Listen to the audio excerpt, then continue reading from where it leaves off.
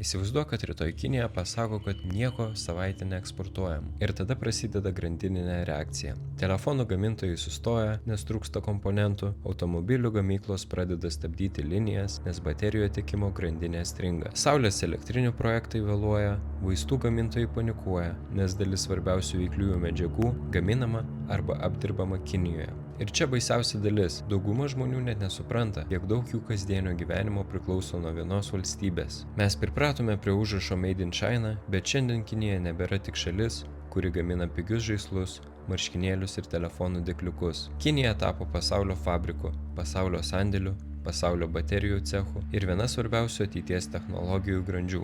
Klausimas nebe toks, kodėl Kinijoje viskas taip pigu, tikras klausimas yra daug rimtesnis. Ar pasaulis dar gali gyventi be Kinijos? Sveiki, čia kanalas Įdomu žinoti. Prieš pradedant, jeigu tau įdomu suprasti, kaip iš tikro veikia didžiausios pasaulio įmonės, valstybės ir sistemos, spausk prenumeruoti. Šiandien mes kalbame apie Kiniją. Kaip viena valstybė per kelis dešimtmečius iš pigios darbo jėgos tapo sistema, be kurios negali veikti Apple, Tesla, Europos automobilių pramonė, saulės energetika, baterijų gamyba ir nedalis farmacijos tiekimo grandinių. Vakarai ilgą laiką galvojo labai paprastai – perkeliame gamybą ten, kur pigiau.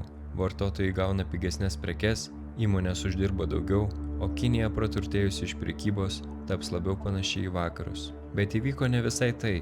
Kinija ne tik gamino, ji mokėsi. Įstatė uostus, kelius, gamyklas, technologijų parkus, tiekimo grandines ir pramoninius miestus. Kol vakarai skaičiavo ketvirčio pelną, Kinija kūrė dešimtmečių infrastruktūrą. Ir šiam problema yra ne tik tai, kad Kinijoje pigiau, problema ta, kad Kinijoje yra visa sistema. Jeigu tau reikia vienos detalės, ji ten. Jeigu reikia prototipo, jis ten. Jeigu reikia milijono vienetų per mėnesį, ten yra gamykla. Žmonės, tiekėjai, logistika ir uostas. Antra priklausomybė – didžiosios korporacijos. Kodėl Apple negali tiesiog perkelti visko į kitą šalį? Nes Apple problema nėra tik gamyklos pastatas. Problema yra visa aplink jį esanti tiekimo grandinė. Vienam telefonui reikia ekranų, kamerų, lustų, korpusų, kabelių, baterijų, testavimo įrangos, surinkimo linijų, kvalifikuotų darbuotojų ir logistikos. Kinijoje visa tai susijungia į vieną milžinišką mechanizmą. Taip, Apple jau diversifikuoja gamybą į Indiją ir kitas šalis, bet tai nėra mygtukas, kurį paspaudi ir kitą rytą visa gamyba persikelia. Tas pats ir su automobilių pramonė. Net jeigu elektromobilis surenkamas Europoje, jų baterijos žaliavos, komponentai ar technologinė grandinė vis tiek gali būti stipriai susijusi su Kinija. Todėl didžiosios įmonės atsidūrė spąstuose. Kinija joms yra tiekėjas ir gamybos bazė ir milžiniška pirkėjų rinka. Kinija nebėra tik kopijuotoja. Ilgą laiką vakaruose buvo patogu juoktis. Jie tik kopijuoja, bet šiandien tai nebeveikia. Kinijos elektromobilių gamintojai, ypač BYD, rimtai spaudžia Tesla. Kinijos baterijų įmonės tapo pasaulinėmis lyderėmis. Kinija užima dominuojančią poziciją. Kinija nebėra sekėja, ji tapo konkurentė. Ir čia priklausomybė tampa dar pavojingesnė. Nes jeigu anksčiau vakarai sakė, Kinija gamina pigiai, bet mes kūrėme technologijas, Kinija ne tik gamina pasauliui, ji pradeda kurti pasauliui. Tai ir visas pasaulis priklauso nuo Kinijos? Netiesiogiai. Ne kiekvienoje srityje ir ne taip primityviai, kad be Kinijos rytoj sugriūtų visa civilizacija.